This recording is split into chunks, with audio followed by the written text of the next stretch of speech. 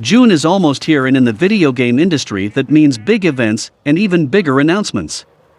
Before E3 arrives, however, Geoff Keighley will be bringing back his Summer Game Fest event for the second year running. This year's event will start on June 10th with a major showcase presentation. To titillate fans about the premiere for Summer Game Fest, Keighley shared some early details, including how long the event will run and how many world premieres fans can expect. The key detail is, of course, how many world premieres to look forward to. Each premiere being a potential major announcement or something uniquely special. It's no surprise this is a number fans always ask for. As such, Keighley was more than happy to confirm that this year's Summer Game Fest will feature at least a dozen different premieres. At least because Keighley is likely working with partners to potentially include more, but only 12 are certainties at this point. If only to show that this isn't going to be a rushed event with very small reveals, Keighley also confirmed a general idea of this year's Summer Game Fest runtime. He says that the premiere show for this year's event will be around 2 hours long. That's obviously a lot of time to show off a huge variety of games without having to rush anything. Keighley did compare it in nature to his other presentations, Gamescom Opening Night Live and the Game Awards. The 2 hours of Summer Game Fest presentation are going to be spent on more than just a dozen or more world premieres, of course. There will be many more games than that, but they won't all be major reveals or announcements. In fact, Keighley has already confirmed that the event will feature 20 or 30 games throughout the show. 33 partners have since been confirmed to be a part of the Summer Game Fest. Most of them will participate in the kickoff show, but Keighley says some will have separate events later on. The Summer Game Fest isn't solely this single event after all. It's just the start. Last year's Summer Game Fest lasted multiple months. It's unclear how long 2021's event will last. Keighley also takes a moment to remind fans to maintain healthy expectations. Keep in mind that the pandemic is still in full force, and that many teams are delaying their games, and so they won't have big announcements this year. Further, E3 is just days after the Summer Game Fest showcase event, so many publishers may be saving their reveals for that. In addition to the live kickoff show, Summer Game Fest encompasses several other presentations. The Ubisoft Forward event is listed for June 12th at noon PT, which interestingly is also confirmed to be part of E3, likely indicating the event will serve double duty for both gaming industry conventions. The Summer Steam Game Festival will return this year, rebrand to Steam Next Fest. The 6-day event, running from June 16th to June 22nd, will reportedly offer players hundreds of demos from the premier PC gaming platform. After Steam Next Fest, the final and furthest out event is EA Play Live, which will be EA's summer showcase of its upcoming titles. Gaming industry events run by Geoff Keighley seem to be continuously gaining steam. In addition to the Game Awards 2020 garnering more viewers than ever before, PlayStation is now confirming its involvement with Summer Game Fest. PlayStation has been notably absent from E3 since 2019, so its involvement with a seemingly budding rival expo is quite significant. I think PlayStation also will be holding a presentation of its own. The second run of Summer Game Fest, with its newly condensed format and increased number of studio partners, should make for an exciting and engaging industry event. Better to go in with healthy expectations and be blown away than have unrealistic expectations and be disappointed. Speaking of E3, some official E3 tweets set off a wave of rumors after the account responds to questions regarding Elden Ring and Grand Theft Auto 6. E3's mid-June event is quickly approaching, and this year's show is building up a surprising amount of hype. The cancellation of last year's E3 appears to have done little to stymie gamers' hunger for a centralized event full of major reveals and announcements. Yet while E3 2021 is building up excitement just fine naturally, the ESA apparently feels it needs an extra and perhaps extra push. On social media, the official E3 Twitter account is even going so far as teasing Elden Ring and Grand Theft Auto 6. To start, a fan replied to a somewhat tepid tweet from E3 announcing several of its partners for this year's show. The fan's response featured 2 images, one from Shin Megami Tensei 5 and one from Elden Ring. Another fan would then ask who the guy on the left, referring to the Elden Ring character. The official E3 account then added, "It's from Elden Ring." Just the barest acknowledgement of Elden Ring by the official E3 account was enough to set off speculation that RPG would be at the event. The Grand Theft Auto 6 reference seems quite a bit more egregious on the ESA's part, however. A Twitter account, specifically GTA 6 News and Leaks, tweeted at the E3 account asking if Grand Theft Auto 6 would be getting announced in June. The E3 account decided to respond with a gif of a very excited Willem Dafoe. E3's response here, just like the Elden Ring response, has set fans speculating wildly. The reality of the situation is that E3's social media worker doesn't know what games will be announced or showcased at E3. They're just engaging with fans about the games that they're excited about. That's hardly a bad thing at face value, but the internet isn't always a grounded place. An official source like an E3 account can absolutely set false expectations, even if what they're doing is transparently in good fun. Regardless of E3's social media efforts, neither Elden Ring nor Grand Theft Auto 6 are currently known to be involved with E3 2021. Just yesterday, a report was shared that Elden Ring near certainly won't be at E3 2021. As for Grand Theft Auto 6, there are no specific reports about the game, but Rockstar doesn't typically participate in E3. This year's E3 is going to be a fun event with lots of game reveals and announcements. Regardless of what's shown and what's absent, it should be fun for everyone involved. That said, it's always best to go into E3 with low expectations, and to let yourself be surprised, as opposed to expecting everything and always ending up disappointed, for example like the previous and following Xbox showcases. Moving forward, we have some information from Nvidia. As with the ongoing shortage of GPUs available, Nvidia has attempted to tackle the problem at its source by reducing mining power on GPUs. Over the past year, the pandemic has caused a global shortage of silicon chips, and with a rising demand of consumer electronics, GPUs have skyrocketed in price. Furthermore, a new boom in cryptocurrency mining has magnified the problem, and it's been nearly impossible for PC users to find a video card at a reasonable price. Recently, Nvidia announced a cryptocurrency mining limit on their newest RTX 3060, 3070, and 3080 cards. In an effort to tackle the GPU shortages, Nvidia has divided its cards into separate categories for cryptocurrency mining and regular graphical use. Nvidia has also attempted to ensure that its video cards are reaching actual customers instead of bots by manually reviewing orders. Though the shortage is expected to last throughout the year, hopefully these measures from Nvidia will help get more video cards into the hands of PC enthusiasts. Earlier in February this year, Nvidia announced that they would limit the hash rate of RTX 3060 GPUs by 50% so they would be less appealing to cryptocurrency miners. Instead, they would release the cryptocurrency mining processor, CMP, line which wouldn't handle graphics at all and are optimized for mining performance and efficiency. Unfortunately, Nvidia also accidentally released a beta driver which unlocked performance for RTX 3060 cards. Though they removed the link, the damage was done and the download was quickly mirrored throughout the internet. Nonetheless, Nvidia has begun labeling new cards with the light hash rate, LHR, identifier, which means that their Ethereum mining power will be reduced.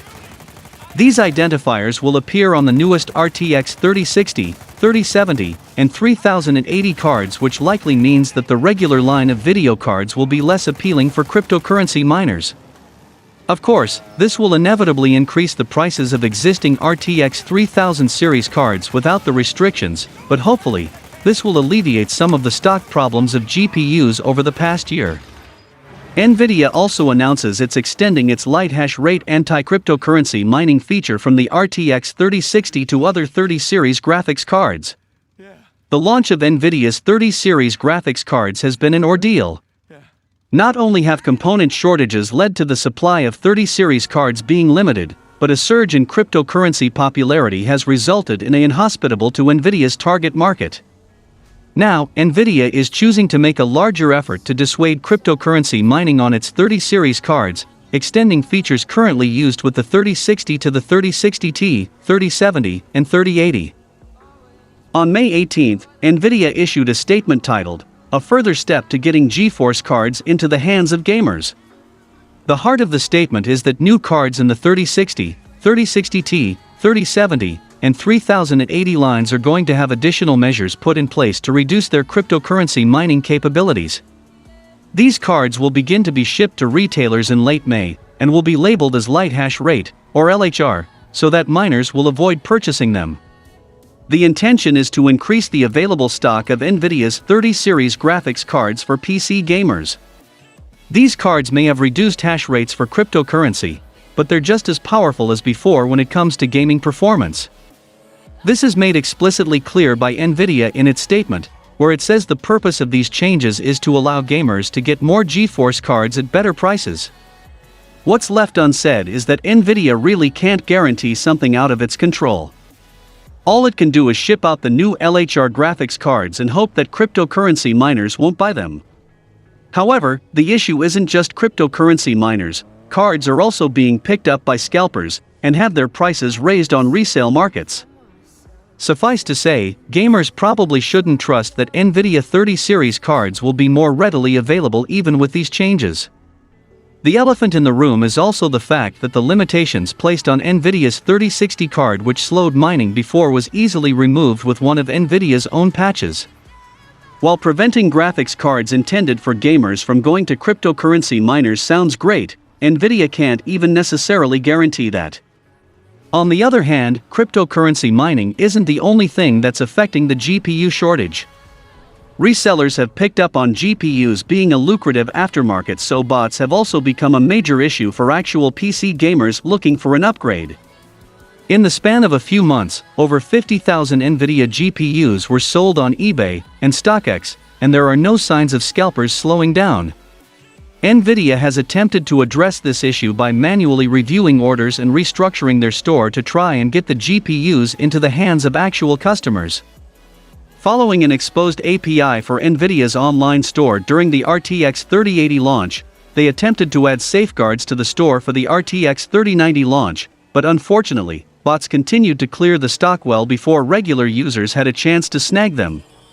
It appears that Nvidia can do little to stop bots and resellers apart from manually canceling orders, and this will likely remain a problem in the foreseeable future. While the new LHR cards might help the shortage a little bit, it's unclear how much of a difference this will make, especially with scalpers remaining a problem for Nvidia. Nonetheless, Nvidia has minimized incentive for miners to pick up regular GPUs, and this should help customers a little more. Gamers are ultimately going to be left in the same situation they've been in since Nvidia's 30 series cards started being released in 2020. That is, hoping that component shortages start drying up and Nvidia starts making more cards. That, unfortunately, probably isn't going to happen anytime soon. Nvidia has already confirmed shortages are likely to last into 2022. This also greatly affected the next-gen consoles and the Nintendo Switch. Nintendo console sales has surpassed 500 million units, in which Nintendo Switch is taking an 80 million share in the family. The sales include all the portable consoles from Nintendo's iconic Game Boy to the Switch. The best-selling Nintendo console is the Nintendo DS, selling a little over 150 million consoles. Next comes the Game Boy Color with 118 million, while the Game Boy Advance takes third place with over 80 million consoles sold. Fourth place goes to the Nintendo Switch, which has amassed almost 80 million, including the Lite version. Finally, the Nintendo 3DS comes in fifth place with 75 million. Nintendo usually releases a new console every 5 or 6 years, and there are rumors of a Nintendo Switch Pro coming soon, but there is no formal confirmation of this. The Nintendo Switch Pro is supposed to have considerably better specs, including 4K support, a bigger display, and better battery life. Rumors about the next Switch generation emerged after Nintendo supposedly bought 7-inch, 720p OLED displays from Samsung. And it also confirmed at a marketing conversation between officials. Nvidia DLSS support is rolling out to more PC games, and it's finally targeting the VR library.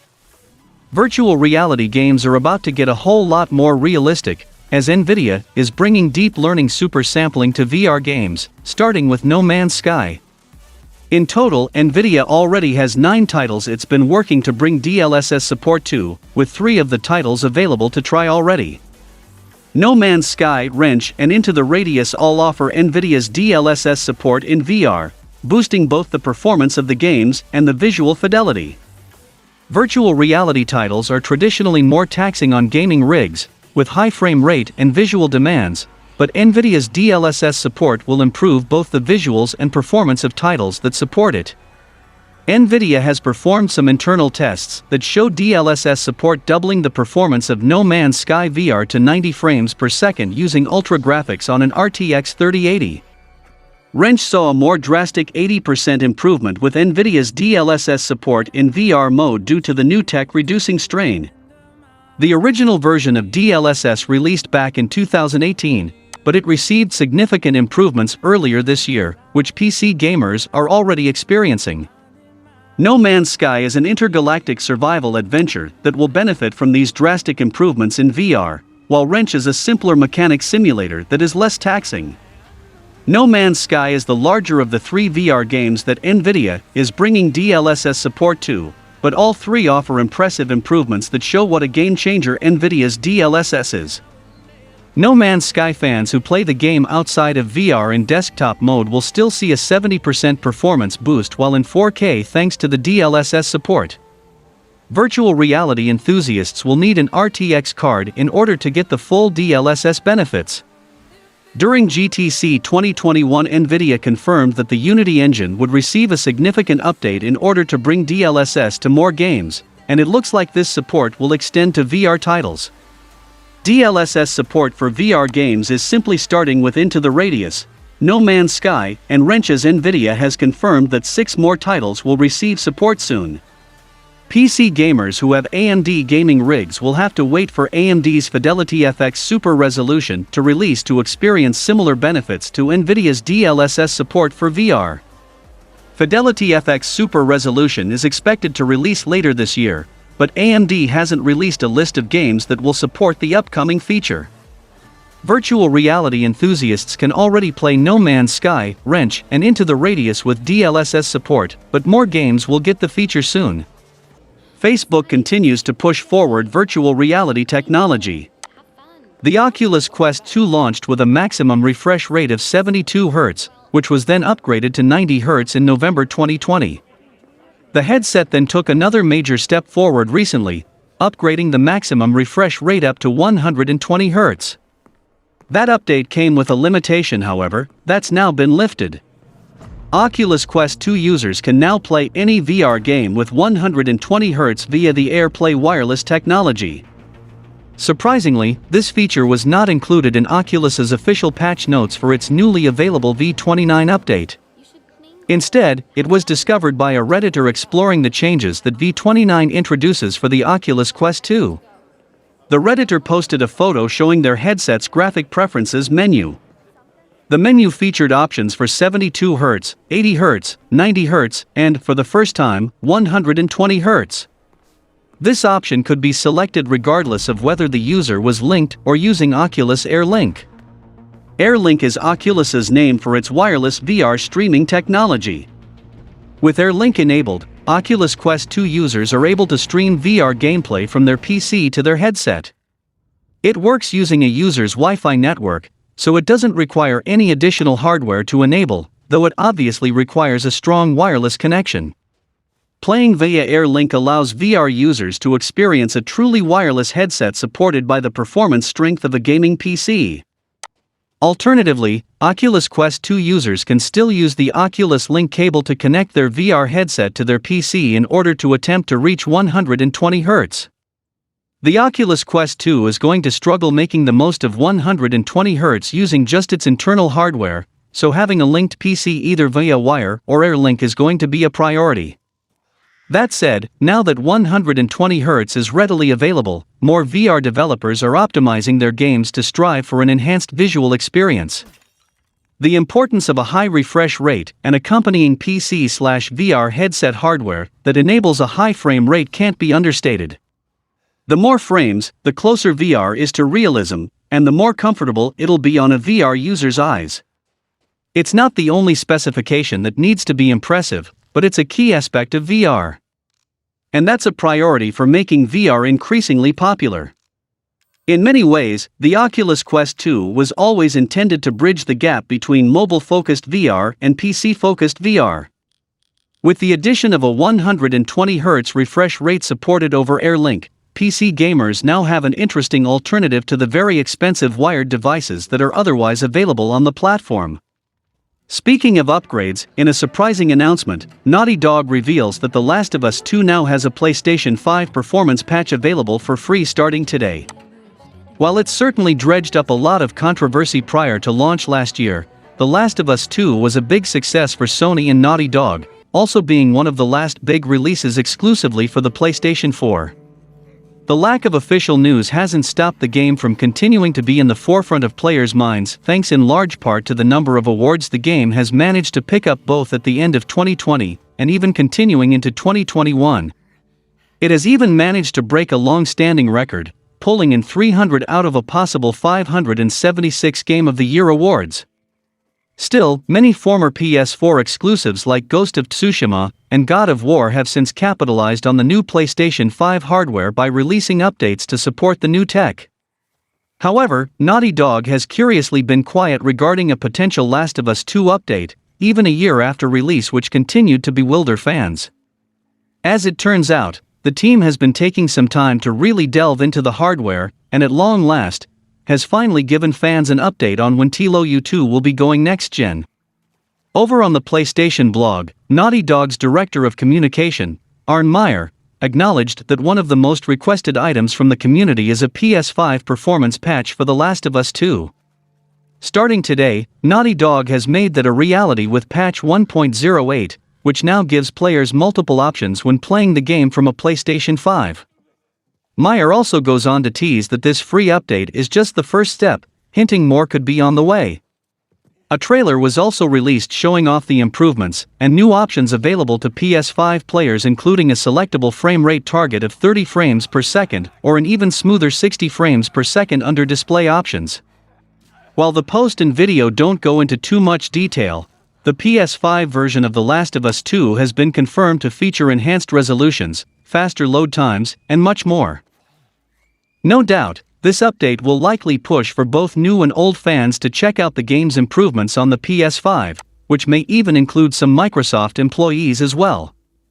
In a strange leak early this month, an internal Microsoft review of The Last of Us 2 gave fans an insight into what Sony's biggest rival thought of the game. The internal memo seemed to be generally positive, highlighting the attention to detail and visual quality.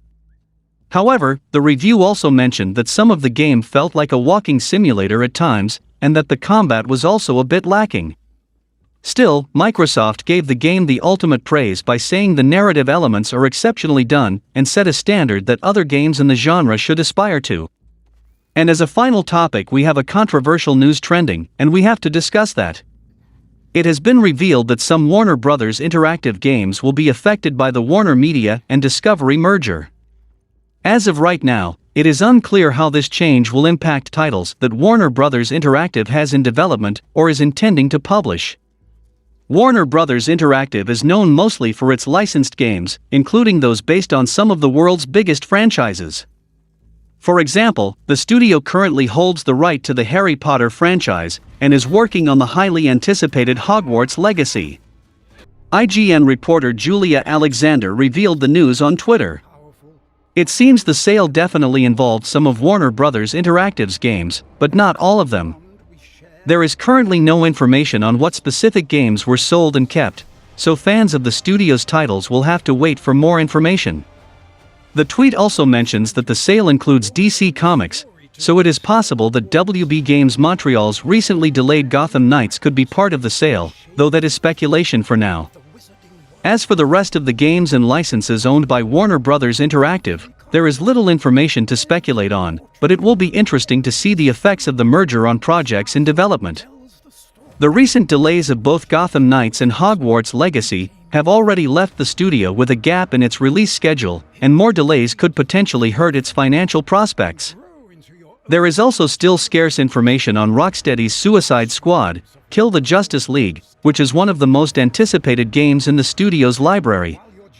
Another interesting thing to consider is Warner Bros. Successfully patenting of the Nemesis system, a huge selling point of Shadow of Mordor and its sequel Shadow of War. If these games are part of the deal, that potentially leaves the patent's outside use up in the air, and it's unclear whether the sale would include this patent, or if a potential future game in the series would lack the feature. Right now, there is no way of knowing until more information is released, but this merger definitely raises some questions.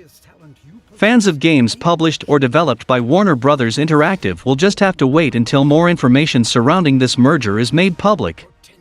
Though that being said, it is interesting that a business deal first and foremost about streaming media content could have such an impact on the games industry. There is also a possible acquisition that can be made by. And that's all for the video, guys. Like and share the video for a greater audience. Comment your thoughts on the topics, and if you want to contribute for the growth of the channel, the link to my PayPal in the video's description and in the channel banner. As my resources are very limited, donations are always appreciated, and it can help me to create more contents and share news consistently, and could open doors for live streams, game playthroughs, podcasts, merch, etc. Thanks for watching the video, subscribe to the channel and click the bell icon, and until then from SMPV it's goodbye.